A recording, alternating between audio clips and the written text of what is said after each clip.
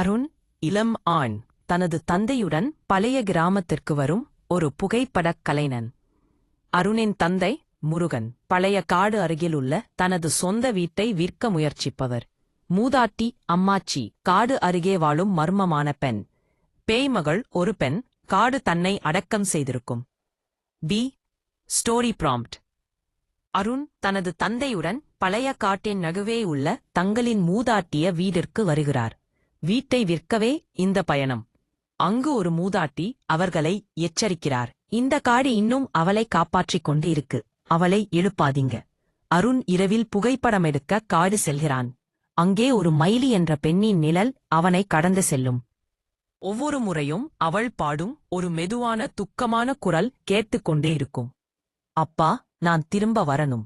அடுத்த நாள் அருணின் தந்தை திடீரென மாயமாக்கிறார்.